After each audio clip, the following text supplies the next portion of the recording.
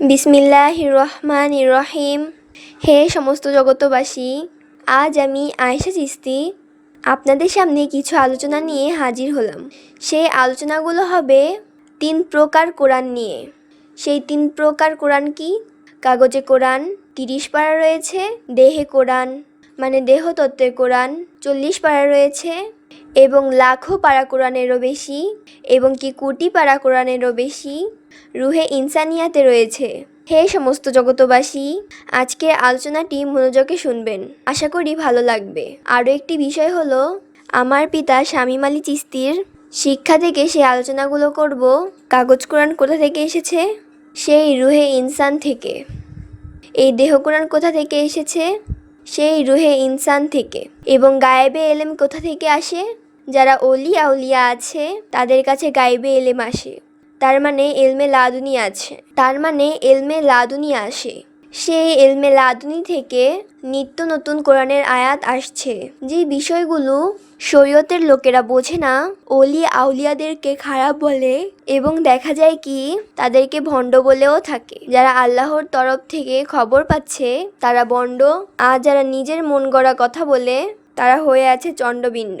তাই আমি বলতে চাই সমস্ত জগতবাসীকেই যে আজকে আলোচনা আমি বোঝাতে চাইব আমাদের বিশ্ব আধ্যাত্মিক জ্ঞান সঞ্চার দরবার শরীফ থেকে যা আমি জেনেছি, যা আমি শিখেছি, সেখান থেকেই বলবো। মানুষ যখন মুর্শিদ ধরে তখন 21 প্রকারের সাধনা আছে। সেই সাধনাগুলো যদি করতে পারে নিয়মিত, তিনি গায়েবে খবর পাবেন, নিজে চলার জন্য জানতে চাইলে জানতে পাবেন। তাই বলবো, হে সমস্ত জগতবাসী, অবশ্যই একজন কামেল মুর্শিদের কাছে যাবেন। এরপরে আপনারা যখন যাবেন অবশ্যই মুর্শিদকে ভক্তির সাথে বলতে হবে, এই পৃথিবীতে আর কত যন্ত্রণা সইব, আমাকে মুক্তির সাধনা দিন। আমি মৃত্যুর পরে কোথায় যাব সেটা জানার জন্য আমাকে সাধনা দিন। এরপরে আমি বলতে চাইব যে একটা কাসিমের যে গুণ আছে সেই গুণটাও কিন্তু আমরা কামাই করতে পারিনি। কাসিম যখন ডিম পাড়ে তখন ডিমগুলাকে বলে যায় তোর জ্যাঠাইলে যাইস, তার মানে জ্যৈষ্ঠ মাস আসলে যাইস। আর সে এই কথা বলে কাসিম চলে গেল নদীর ওই পারে। ওই পার থেকে ডিমের দিকে যখন শীষ দেয় তখন দেখা যায় কি সেই ডিমগুলো ফুটতে থাকে। হে সমস্ত জগতবাসী, একজন গুরু মুর্শিদ কামের অলি আউলিয়ার এই গুণটা থাকা দরকার। আমি যেন আপনার থেকে সাধন নিই, আমি সেই গুণ লাভ করতে পারি।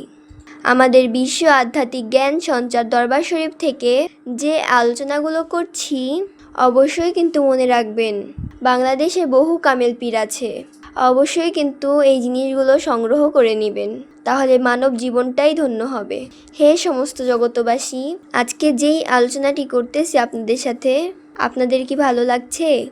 যদি ভালো লাগে অবশ্যই আরও আলোচনা যেন দিতে পারি, এবং আমার জন্য দোয়াও রাখবেন, আমি যেন আপনাদেরকে আরও গভীর আধ্যাত্মিক আলোচনা দিতে পারি।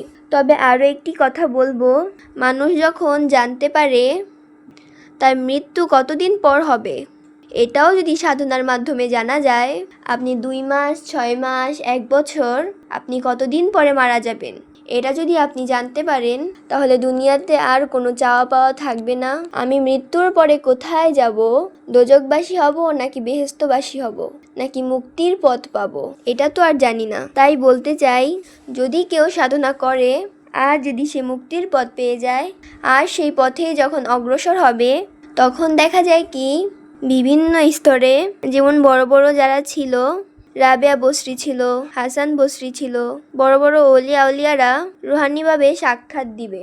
যদি কর্ম ভালো হয় তারা সুসংবাদ দেবে এবং ফেরেশতা রূপেও আসবে। আর সেই ফেরেশতারাও বলবে যে ধন্য তোমার জীবন, তোমার মৃত্যুর পরে তুমি মুক্তির দুয়ারে চলে যাবে। তখন আল্লাহ তোমাকে স্বাগতম দিবে। আপনারাই বলুন, যদি আল্লাহ কাউকে স্বাগতম দেয় তার আবার কিসের ভয়? তাই বলতে চাই, হয়ে যাবেন জয়, আর হবে না ক্ষয় যারা এই কথাগুলো মেনে লয়।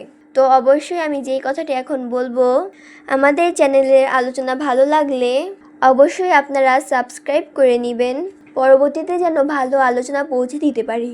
সকলেই ভালো থাকবেন। আল্লাহ হাফিজ।